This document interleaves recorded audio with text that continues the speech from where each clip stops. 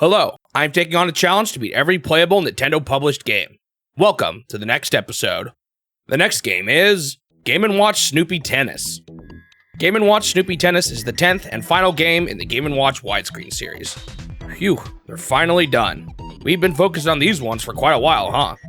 If you were hoping this meant that we were done with Game & Watch though, we've actually got quite a bit left. That being said, the widescreen was one of the largest series, second only to the multi-screen series, which is coming up next. In this one, we've once again returned to the land of licensed characters. This time, we're playing a game that focuses on Charlie Brown and Snoopy. Like Mickey Mouse and Popeye, this is the first video game to feature Peanuts characters. Similar to the previous two, we don't know a lot about what the deal was like to get these characters, but I imagine the combination of the success of Donkey Kong, and with Nintendo's growing experience with licensed characters, a deal like this came easily. Humorously, another game with the same name would eventually be made for the Game Boy Color. However, this one bears no similarities to the Game & Watch game, and Nintendo wasn't even involved in developing or publishing the game at all.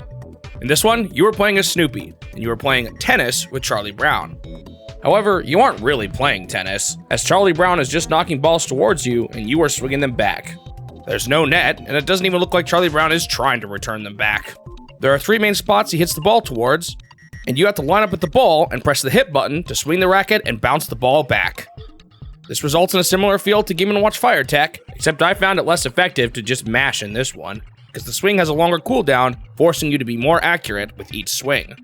The last major gameplay component of this one is that occasionally Lucy appears and reflects the balls back that you've already hit. No fair, I thought this was a 1v1. She looks pretty pleased with herself when she does this too. While this may not seem like it changes too much, the balls she hits move twice as fast, which can throw off your timing when things start to get more hectic. If you miss the ball, it flies off screen and crashes into something. I'm not sure if Snoopy's trying to shrug off responsibility or something, because he takes a nap for some reason the moment this happens. In typical Charlie Brown fashion, he looks at the camera and shrugs his shoulders while Snoopy takes his nap. After this, a life is lost, but you continue playing tennis until all 3 lives are lost and you get a game over. Like every other game in the Game & Watch widescreen series, your lives get refreshed at 200 points, so I made that my goal for this game. This game also features 2 different game modes as usual, and once again, I couldn't really tell what was different between the two. Whatever the difference was, I still decided to get 200 in both modes. My first run in Game Mode A didn't go so well. It took me a bit to figure out the timing of this one, and I lost my last life to one of Lucy's surprise quick shots, ending with a score of 69. My second run went a lot better though, and I made it to 200 points after only losing 1 life. Made it all the way to 482, but I lost after failing to make the correct call between 2 balls headed towards opposite ends of the screen. Game Mode B also went smoothly, and I made it to 288 on my first try. With that, my goal was met and the game was complete. On to the review. I don't know if I was just starting to get burnt out at this point after so many Game & Watch games in a row, but I didn't find this one all that interesting. The concept of moving between spots and pressing the hit button had already been done before in Fire Attack, and I wasn't really a huge fan of that one either.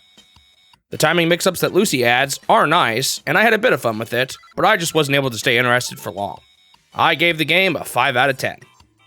Thanks for watching the video. If you want to see more of these in the future, make sure you subscribe to the channel so that you won't miss out on the next one. Also leave a like if you enjoyed it, since it'll help the channel grow and motivate me to continue this series. I hope I will see you in the next step of my quest to beat every Nintendo game.